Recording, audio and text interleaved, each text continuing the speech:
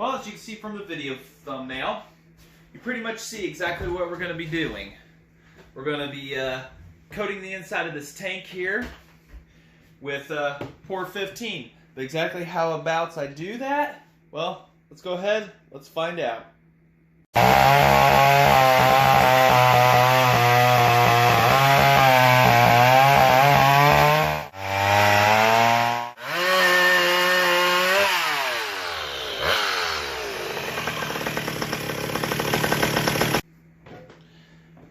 Alrighty, so first off, I'm doing this in the house. I've always worked in the house, but we're doing the kitchen. Wife is doing college work in the office. So, yeah, pretty much the first thing we're going to be doing here is I've already done the first steps of this, and that was taking the LA Awesome right here, stuff cheap, great degreaser. So, this is how I degrease the tanks and stuff like that. Vinegar can work, but it eats more of the good rather than the bad metal. So that's something to think about. But this stuff right here works pretty good. I actually let this tank sit in it for 2 days, sloshed it around every now and then dumped it out, rinsed it out with water really good. And then what I also do on them to speed dry but also help burn things up is I take a torch. And I went on the outside because I don't care about this. If you're repainting a tank, then that's fine. You know, I've done it on the inside on ones I get to the inside of. And torched it, and it literally just burns off any other, residues and stuff like that. And what that does, it gives you a halfway decent surface for this stuff to coat onto. Now, they recommend using their degreaser for the inside of this. I'm not going to, obviously, but what I am going to do is show you how I'm going to attempt to do this tank. Now, these tanks can split. What you do is there's 2 bolts on the front, and as you saw, I had to grind away the rear bolt here to make things fit on the back of this, so fit that monster carb. So making sure you guys can still see or see anything here. Yeah. Kind of move you here. Had a little Easter thing that happened, so. Alright. Hopefully the lighting's good. Probably not. Laid down some aluminum foil. And now to attempt to get this open again.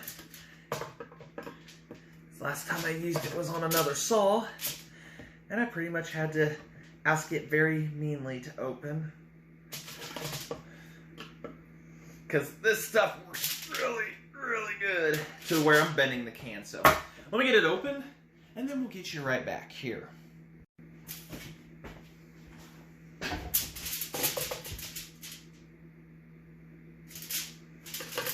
So after fighting it here, as you see, I pretty much destroyed the can. Trying to prevent looking like the Tin Man here. There we go. Please don't. Alright, what are the instructions? Pour in, move around, drain excess, don't reuse excess. Okay, that's cool. I like that suggestion. So we're going to stir it around. A lot of good stuff stuck on the bottom, even though I shook it for like a half hour. See all the stuff that gets on the bottom there? Really need to stir this stuff up good. Maybe a drill. I mean, it gets a lot of that stuck down there. And I go in the room and shake it randomly, but apparently not random enough. I'm not sure what the silver part's for, whether it's just the structure and then there's just epoxy within it. But like I said, I shook it for a good half hour before this, but apparently it's not good enough for it. And I've done a few tanks off of this, and I've used like maybe a 1/6 of it. So the stuff coats wonderfully.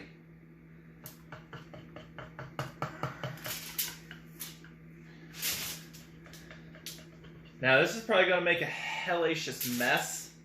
So keep some paper towels ready, because that's not going to do you any good. Not a single bit. We're going to pour it in.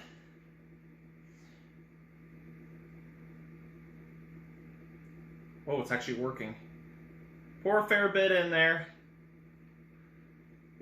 And then what the job's going to call for, it says on the instructions, just coat and move all around the inside. So that's exactly what I'm doing, especially along them seams. It supposedly seals seams, pinholes, and all that good stuff. And it leaked on this seam, had a little bit on the front, and then the left side seam. Make sure you guys can see what I'm doing, because I have no idea. This holder sucks. So, I was going to re-JB weld that. I might, just for looks. Don't know. Just to leave her ugly looking. And just coat the entire inside.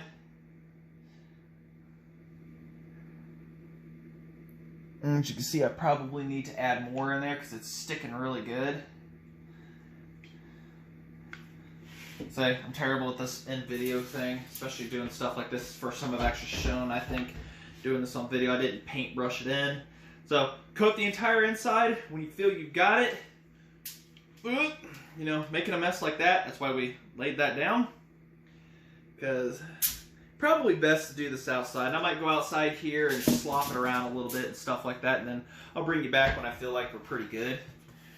And then just pretty much just let her sit and cure the 24 hours, and hopefully this thing will be fuel proofed. Alright, well, pretty much not really much to do in this. This is Super Pro 125 tank. Notorious for doing this. So what I'm going to do, put a bunch of paper towels on the bottom. I'm just going to let it sit upside down and just drain out. And that's currently what it's doing right now. It's just finishing draining. And I'm probably just going to set it outside in the sun since it's a very beautiful sunny day. And let things cure. So, I mean, it's pretty simple. Pour 15. Cap, get down. Pour 15. Fuel tank sealer. Doing Tigger. Big old chunk. And, like I say, just simple instructions. You just have to have a clean, oil-free tank. Degreased. And, that's pretty much the show goes. So, alright. Just quick how-to how to do this. And, like I say, like what you see. Like, comment, subscribe. I don't know when I'm going to release this video. Sooner than later for you guys. Or do it during the build series on this. It's alright. Till then, thanks for watching. Alright, so it's the next day, morning. And it's going to be a while before I actually install this on the saw and everything. Going to let it really cure in. It says 24 hours. I go like 48, 3 days stuff. There's a couple spots inside that are gooped up. But also I got to do some work on the trigger and stuff like that. Which if you've been watching the video series on this, you'll know that. It's very difficult to see. But in the seam there, a little bit of the tank liner came out from the inside out. So it has sealed the seam up on this. And I'm going to run some JB Weld down it. Probably just sand that off, run some JB Weld down it, and just for looks. But yeah, they used that glue stuff, and I don't even know what it is to this day, to use as a sealer and a glue to hold it and whatnot, and then 2 screws up front, the one in back which is missing. So alright, pretty much overcaps and goes through sealing off one of these tanks. And that stuff, the Pour 15, is for metal tanks. I don't know of anything that seals plastic gas tanks, so this is for doing metal gas tanks. And it isn't just limited to chainsaws. It's, you know, small engines, larger vehicles, you know, stuff like that. So I figured I'd just, you know, end that up, showing the inside of it and everything here, which can't really see. My lighting is real poor in here. But it's good and everything inside. Good and happy.